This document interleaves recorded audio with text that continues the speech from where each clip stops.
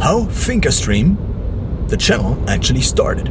So it all started with me, and me not being able to just keep my mouth shut whenever I talk to friends about books I have read, about the new ideas that were in my mind, about all these different things that were in my mind, and I just wanted to have an outlet. So in the beginning, in the early 2017s, you could say, actually in 2017, I first registered a few domains, and then I started a blog. This blog was first in German, because German is my native language, but the problem was that I thought about this. Who could I possibly reach with German? And German speakers all over the world are basically Germany. Germany are roughly 80 million, and then you have Switzerland and also Austria and some other German-speaking countries, or for example, German people in the US, but that's pretty much it. So roughly about 100 million, maybe a little bit more. But when it comes to English, it's basically a lot more. It's almost 100 times, I think. So I did this calculation once, but I'm not really sure how it turned out. So probably 100 times, because many speak English also as a second language. So then I had this problem, because I already wrote all these things in German, and just translating all of them was not really a solution. So therefore, I wanted to start an English pendant, and I also thought about doing it in 2 languages, but I figured this just would be too confusing, because if somebody who only spoke German just suddenly read something that's English and maybe was not as good in English, then this was a problem, and the other way around was the bigger problem. What if from the probably many more people who would read my things on Thinkerstream, what if I basically posted English and then I switched to German, and then they just wouldn't understand anything? Nevertheless, they got a notification or an RSS feed or an email or whatever the notification actually is, or it doesn't even need to be a notification. So therefore, what I eventually decided to do was to go all in with English. And this was a kind of a problem for me, because this was another barrier of entry I knew I would have to basically overcome. But nevertheless, it's the same right now. Whenever I don't speak English for quite some time, since I am still living in Germany, this becomes a problem, because then the pronunciation, so now my pronunciation is quite okay, I would say. And of course the vocabulary and also the grammar sometimes is not as good as I wanted to, as I would wish it would be, as I wished it would be. But nevertheless, I just said I can just reach more people when I switch to English. Therefore, I make Thinkerstream completely English. And what is Thinkerstream now? It was this idea, what if I could just share abstract ideas without me being involved? And this is one of the key points. But the problem, of course, is from the moment on you start making videos, if you only write blog posts, then it's completely anonymous. But as soon as you make videos, you have to decide whether you hiring somebody else to speak or voice over my videos was not really an option, because I also enjoyed this part actually. And so I had to find a way to make videos about the topics I liked without without showing my face. So in the beginning, what I did was just I scrambled on either my phone or I scrambled on my notebook and just had a voiceover over this. So basically kind of not really an animation movie, but usually I drew a few things and also said things along the line. So this kind of allowed me to avoid me showing myself, because I thought there are many stereotypes in this world, and I don't have to.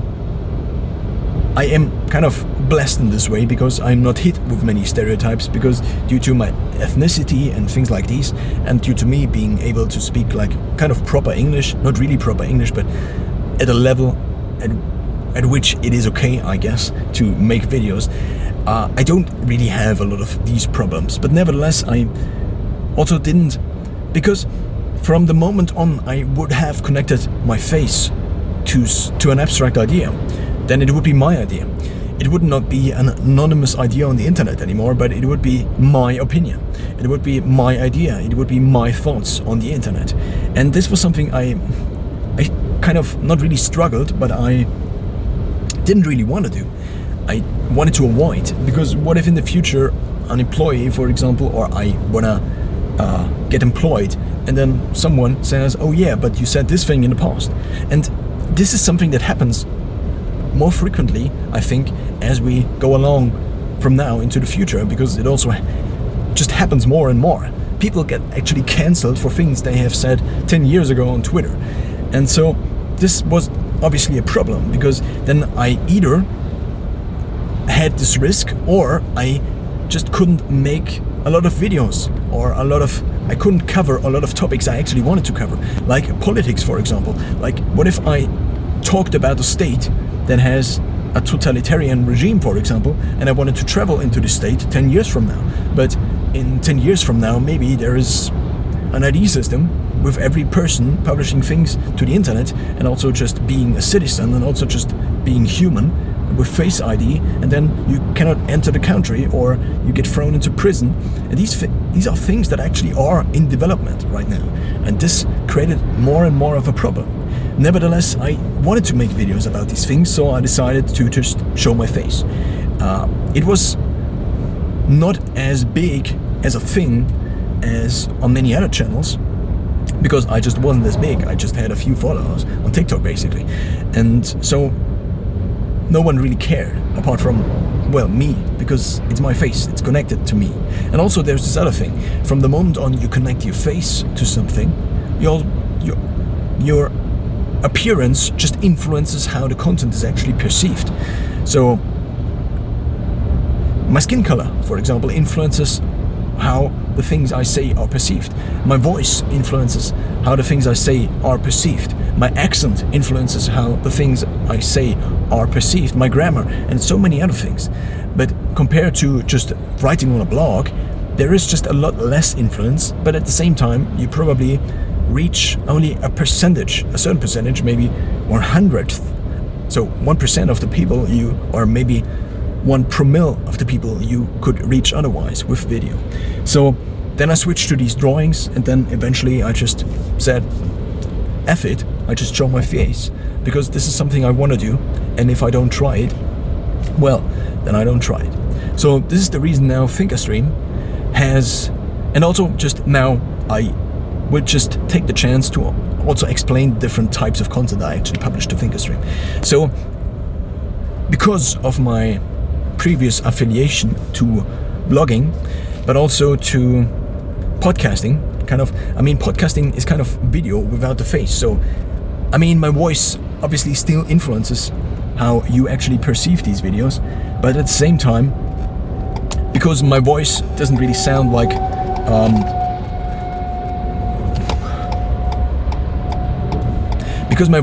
so I had comments on my voice that I sound like an 85-year-old wizard, for example, things like these. So my voice, I would say, is kind of detached from my appearance, in some way at least.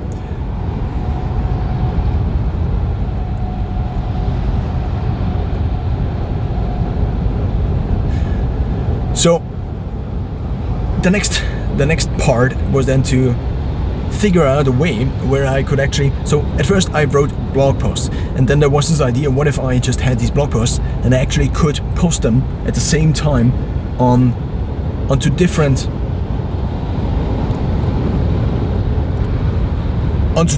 platforms. So what if I could write a blog post, for example, and it also kind of would appear on Instagram, on YouTube, and maybe either link to the blog post or be present on this platform fully. So this meant that I had to find a way to kind of turn a blog post, so writing with images, so something visual, into something also with audio, so basically a video. or maybe a podcast even. So the idea was born that I just would read the blog posts I already wrote, and I would write in the future, and take the audio off of these. So basically screen record it. So I would read on my phone and screen record the whole thing, and therefore I would have a video that is on YouTube. I could publish to YouTube or as a video or to Facebook watch. Or maybe also take snippets for TikTok and also YouTube Shorts and also Instagram. But I still had something that's moving. It's not just a voice, it's not just me reading. Therefore, it is kind of a video still, because you can actually read along with me my blog post. And because there are also pictures often in these blog posts or drawings of mine, this, I think, kind of makes sense. And also, I can additionally explain a few things. So, for example, I can, if somebody only listens to this then, so basically I take the audio off of the video and upload it to my podcast host, and then you have basically an audio version.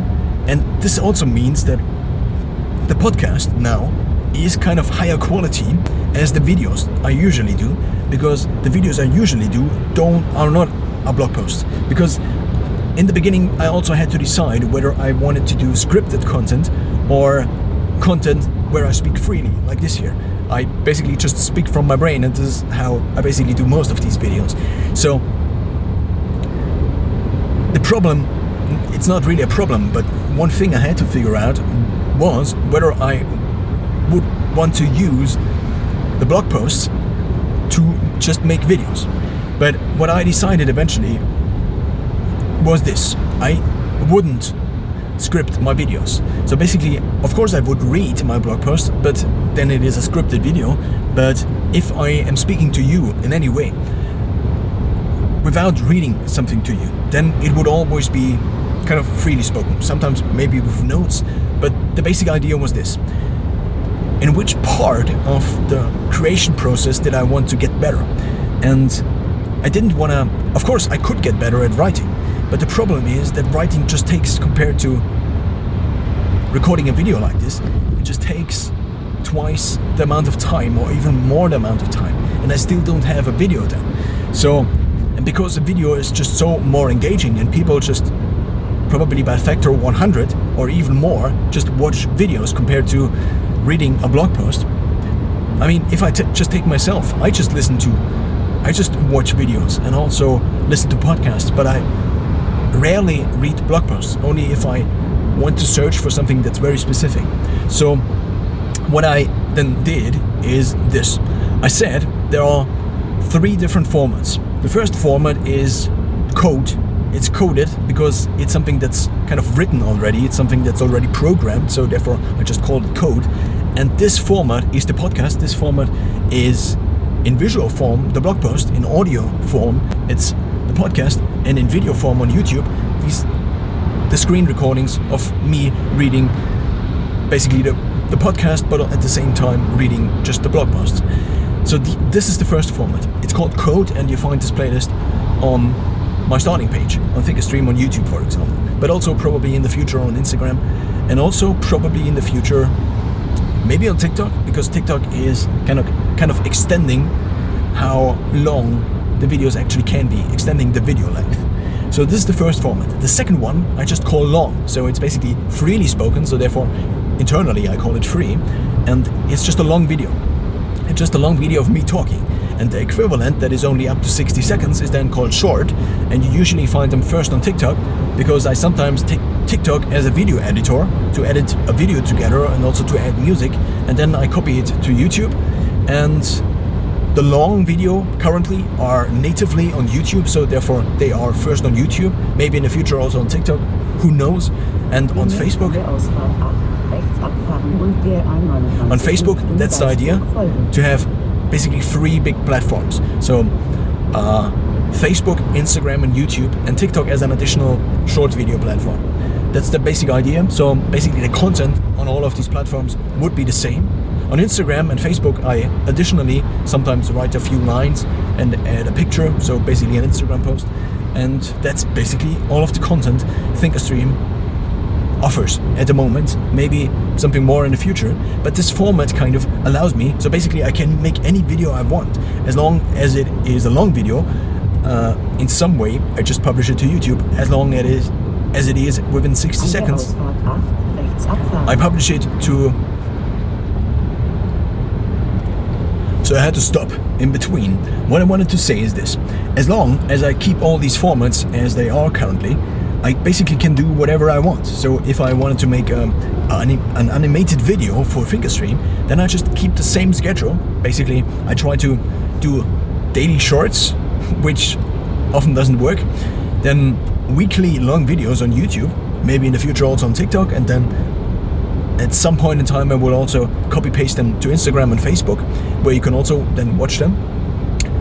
Because also what I've noticed is I just posted a few short videos to Facebook, and I just got 100 Facebook followers out of the blue, which is kind of crazy for me because I don't have that huge following, at least at this point in time. Accumulated over all of the Thinkerstream platforms, I would say roughly about 400 to 500 people at this point in time. So now the basic idea is this: a short video, maybe every day, maybe every other day, so maybe daily, but probably I won't be able to do daily. So then a weekly video on YouTube, a long video, and the podcast is basically whenever I can write, because writing takes a lot of time, and also you have to re-edit the whole thing, which you don't do on video. And I also don't edit my videos, so therefore whatever I record on video, it's just a video or I delete it. That's basically the policy. This is also why many of these videos are so crappy, like this here, because I just record it and then that's the video. And this allowed me to just record videos instead of becoming a super duper video editor without actually publishing or posting any videos. And so these are the 3 formats.